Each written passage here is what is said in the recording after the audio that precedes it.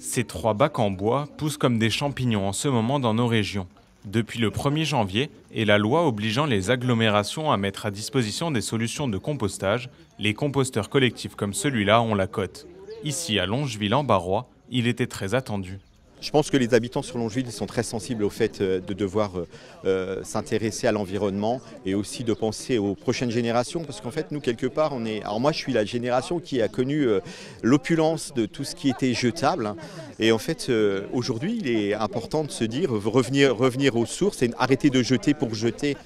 Oui, c'est une très bonne chose, nous on trie les déchets depuis longtemps, même avant que ce soit mis en place et on n'a plus qu'une poubelle par mois au niveau des déchets normaux. Ils vont peut-être en mettre un deuxième et ce ne sera pas plus mal, quoi. Ça va encourager les gens. Franchement, c'est une très très bonne idée de le faire. Parce que déjà d'une, par rapport aux poubelles, pour éviter d'encombrer encore plus. Et puis de deux, ça sert au niveau de tout simplement de la terre et puis pour les plantes, pour le jardin, etc. Donc je trouve que c'est une très très bonne idée. Ce type de composteur collectif est installé par l'agglomération pour un coût total d'environ 2 000 €. Depuis le début de l'année, le nombre de communes qui en demandent un ne fait qu'augmenter. Avec la loi, ça a un peu accéléré les choses, à la fois à la demande des communes ou des citoyens, et puis aussi pour continuer dans vraiment dans notre politique. Voilà. Lors de l'inauguration aujourd'hui, des bioseaux ont été distribués aux habitants volontaires et surtout, des explications de fonctionnement de ces 3 bacs ont été fournies. Après, les usagers apportent avec leur bac d'apport, voilà, ça fonctionne bien. Moi j'ai toujours dit, n'allons pas trop vite, parce que mettre des composteurs partout, et si ça fonctionne mal, ça va être contre-productif. Les gens vont dire, oh, ça sent, il y a des odeurs. Si le compost est bien fait, il n'y a pas d'odeur. Mais ça suppose que justement on ne mette pas n'importe quoi, qu'on fasse un mélange, qu'on retourne, etc. Pour autant, cette solution de composteur collectif n'est pas nouvelle. À quelques kilomètres de là, à Robert-Espagne, un composteur est disponible aux habitants depuis près de 10 ans.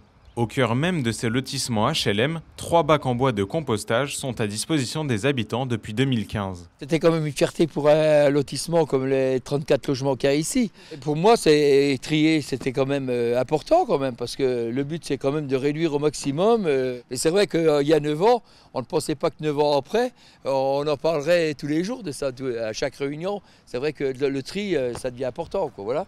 Le dispositif a eu son moment de gloire, mais les bacs commençaient à vieillir et les nouveaux arrivants n'étaient pas toujours au courant que ce système existait. Seulement 4 à 5 personnes l'utilisaient encore.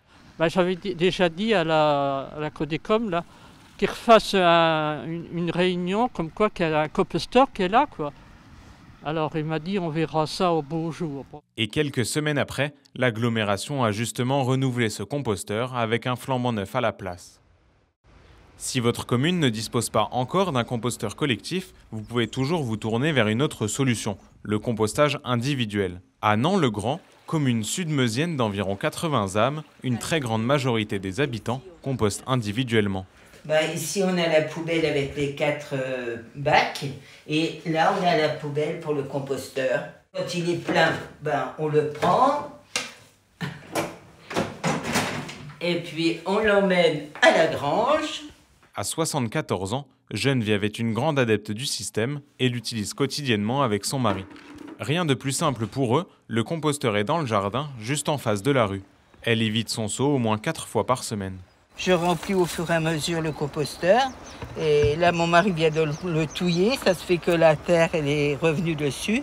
Quand elle s'est installée ici il y a 14 ans, elle a tout de suite fait la demande d'un composteur. On a toujours fait du compostage de tout temps. Nos parents faisaient bien le tas d'ordures sur le tas de fumier. C'est dans la logique de la nature en fait. C'est un retour à la nature.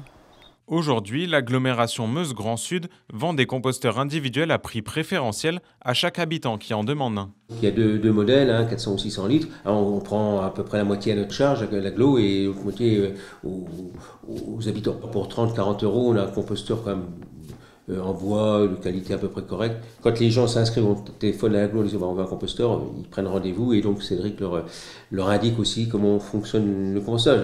C'est simple, mais enfin ça demande quand même quelques petites règles à respecter.